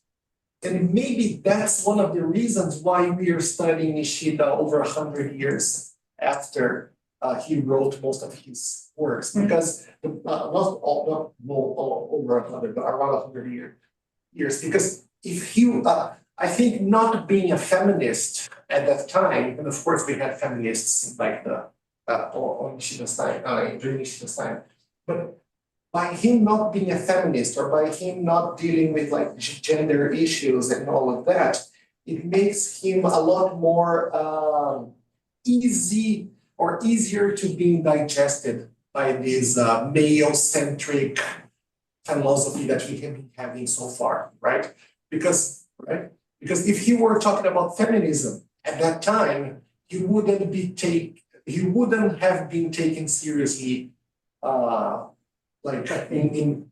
during this past 100 years, maybe. Because I know he doesn't specifically talk about feminism either, but we have another Japanese philosopher who, in my understanding, is maybe even more interesting than Nishida, is Tosaka Jun, for example, and he's ignored because he's pointing fingers and he's putting his finger on the where it hurts and this kind of stuff. So I think it's almost like a double-edged sword, right? So to say once again, thank you very much. I'm so tired of going to like a Nishida conference and Nishida ni okeru basho toいう概念 or something like this. And let's go over this. Let's do something interesting. So I mean, there are people who do good work in Nishida scholarship. I don't have to do it, but I want to do something else. Yeah, sure. Yeah. That's my point. And I want to blame as well, Mike. So, thank you. I mean, you just have to imagine going to Nishida Kenkyukai, one of those Kyoto Nishida group, and saying, yeah, feminism in Nishida. I mean, you're out. Right? That's okay. There's something we can discuss but I'm off record. Yeah. I'm not a part of this. No, I mean, I did that before the Nishida scholarship. I mean, I could, but I mean, I could also do other things. Interesting. Yeah. There is Takase. Yes, Takase Megumi, please. Konnichiwa. Thank you so much for your conversation. I'm a student of Kyoto University's Nihon Tetsugakushi Senshu, and I also want to do like feminism something feminism in Nishida philosophy. So which is very I know. yeah. So it was very encouraging for me. Yay. I have one comment and one question. So one is like I am very now writing the research plan for my master, so which is very interesting. And I found one previous research about the relationship between the feminism and Nishida. Yeah. To put it in specifically the criticism against Nishida from the feminism. So I found the book written by Yōko, from Kyoto University, and he writes a book. The title is Tōsō suru feminisme, and in this book she writes about Nishida. She criticizes Nishida as but I think so. I guess I recommend you to read this book. Yeah. But in that book, she criticized Nishida as like Nishida theorized the Japanism, like Nihon Shugi, as in the philosophical perspective, which is I don't think this is the right criticism, but yeah, I guess like it's worth reading. Yeah, and the question is like, so in the some research from feminism, there are so many people are relate the feminism with the psychoanalysis. Yeah, and also there are some people who is relate the Nishida philosophy with the psychoanalysis. Okay. Yeah, so I'm not sure this is worth to doing, but what do you think? Is it worth to research from this perspective, like Nishida, psychoanalysis, and feminism? What do you think? Yeah, I mean, any aspect could be teased out. Psychoanalysis, I mean, how would that, in Nishida's context, psychoanalysis, does it appear? You would have to alter Freud, because Freud was pretty misogynistic. So, and it sort of established the problem of women, right? The hysteric women. And so anyway, if you are going to use psychoanalysis, then you would have to go through the feminist critique of Freud, and then current psychoanalytic feminist literature, and also to use Nishida. If he criticizes Freud, that would be great. I'm not really offhand familiar with that. But anyway, why not? Yeah. So that's one of my option. Like I have options, but yeah. Okay. Yeah, thank you so much. Woohoo! Yeah. So we'll talk in Kyoto. Yeah. Great. Yeah, thank you. Yeah. A question. I have a question. Really, I don't know if I'm correct. First, I go by memory, so probably if I make a mistake. So I was happy when Felipe spoke about Cora. Yeah. But I would also use this concept, but probably in the opposite sense of Felipe. So, in my opinion, but I wonder if you agree with me or not. I think that metaphysically speaking, or the philosophy of Nishida, because of his anti-Platonism, is very female-oriented instead of male-oriented. I wonder why you don't, you didn't insert the concept of nothing, of mu, of zettai mu, as a concept that can be developed. Yeah. And there is a passage in Tori no kosareta aru ishiki no mondai. It is more or less in the same time of Hataraku mono kara miru mono e, where at the end, Nishida uses the concept of, or refers to the concept of Cora, Platonic concept of Cora as receptacle, as... Yeah. That's true. And then he says a very interesting point and says, yes, Plato is I summarize with my words. Plato is great with the concept of chora, but the problem is that Platonism went in the direction of the father. So you know, Plato said use this metaphor. The father is the idea that the sons are the simulacra, and there is the mother somewhere. And Nishida says the problem is that Platonism went in direction of the father. I want to go in direction of the mother. Oh, that's nice. Really? Yeah. And that's perfect. I think if we think as Platonistic metaphysics as the origin of the metaphysical hierarchy, typical Western philosophy that you spoke in the beginning of your talk, where spirit is good, matter is bad, and masculine, feminine. Right. Exactly the concept of chora, of zeta and mu, is at the base of Nishida philosophy, is something that is, I can say, revolutionary in its being anti-Platonic. So what do you think about it? Yeah, that's perfect. That's good. Yeah, I haven't thought of that, but that's perfect. That's you could probably include it perfectly. You should write that. Oh yes. Yeah. Yeah. You should write that. Definitely. I would look forward to that if you can work on it. Yeah. The alternative to perfect. Thank you for the lecture. I know nothing about Nishida and I know nothing about feminism.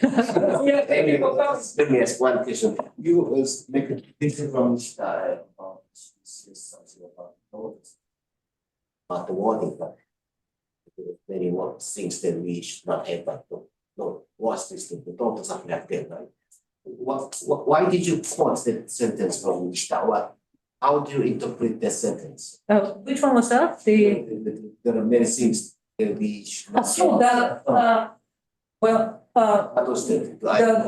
having daughters? Because that's the only one that I can find where he says anything at all about some women. What is your interpretation? Well, it reflects the sentiment of the time, but also he worried a lot about his family, right? I mean, many people died, and then some people say, well, that just shows his love for his daughters, and it's not necessarily negative. I can. I agree with you when you said that probably Nishida was the typical male of that time. So, but he was not the worst. But yes, but for example, about this mentality towards daughters, I remember in the one essay of 1908, I think, Introduction to Japanese Philosophy courses, when he speak about his dead daughter, and he complained about and somewhere he said, people told me, but okay, it was not so tragic because she was a girl. She would be a boy, it was even worse. And Nishida refused, of course, fiercely this idea. Yeah, I mean, so far as I can tell, he was very, his view on women, it was not misogynistic. Yeah, I mean, toward his wife, toward his daughters, but for every Japanese philosopher, including Nishida, there were probably wives who did the laundry and cooked and cleaned and did everything, right?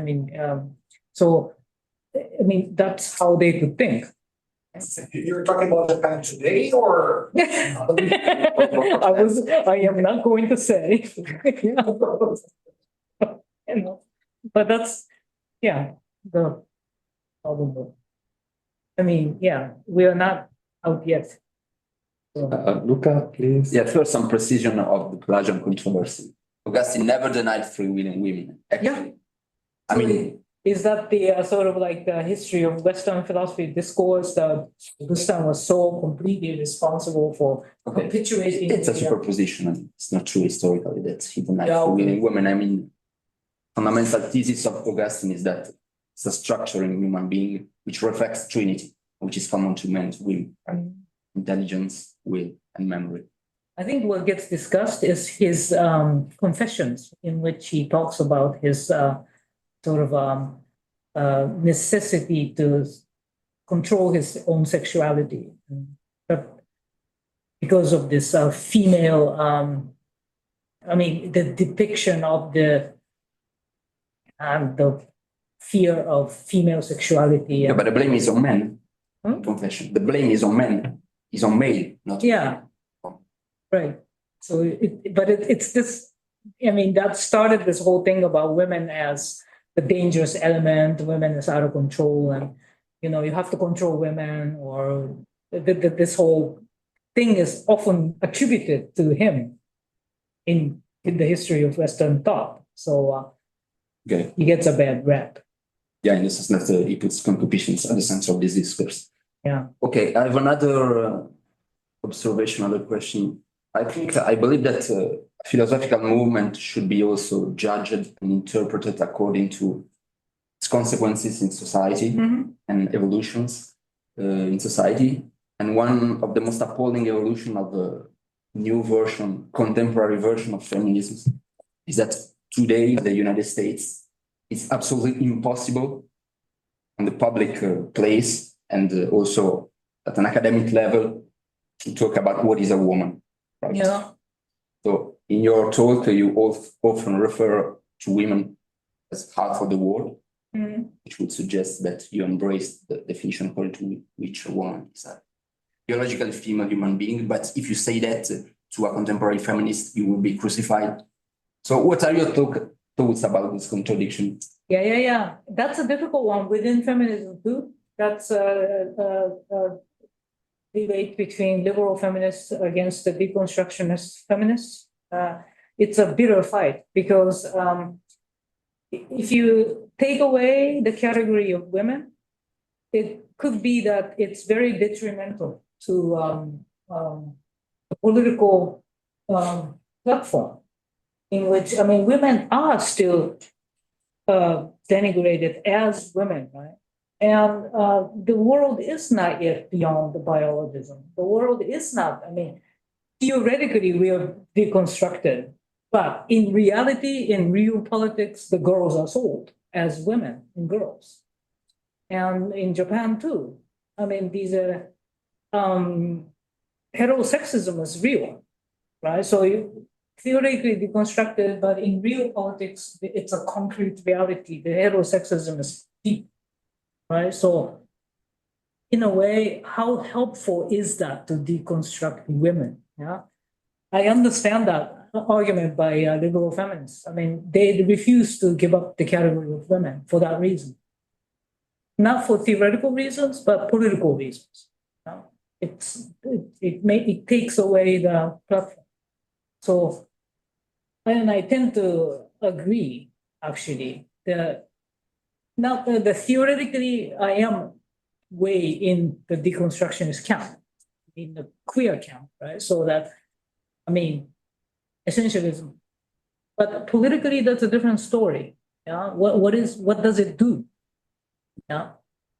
So I think, but that is actually a debate within. I mean, Martha Nussbaum and Judith Butler exchanged the letters about this, right? So it is being discussed.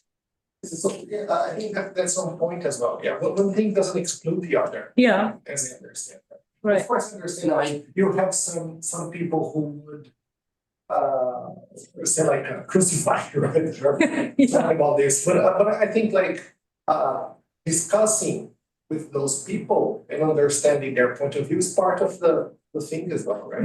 Yeah. Right, like. And I think I understand, Luca. I know exactly. I think I understand exactly what you. No, my preoccupation is a theoretical preoccupation.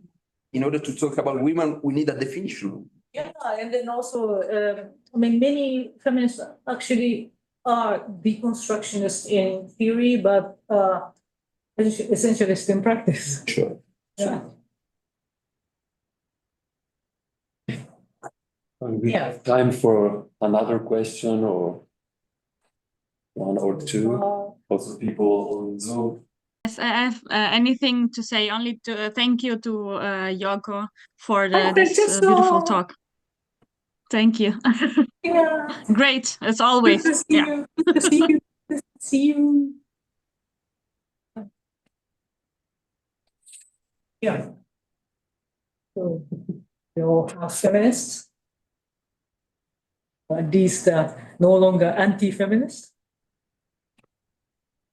But you're right, though. I mean, unless I'm talking to a bunch of feminists already, I have to somewhat come in defensively, because otherwise I'll be dismissed just by talking about it. If anyone was going to make a communication about Heidegger, Yeah. or about some hidden far right ideas in Heidegger, that person wouldn't be apologizing. No. Right? Who knows? And then people would also tell me like, well, you shouldn't have to do homework for these other people. Yeah, that's true. But but I do, because it's just somebody else. I think that shows how deep we are in this. We know. Right in this. But it's okay.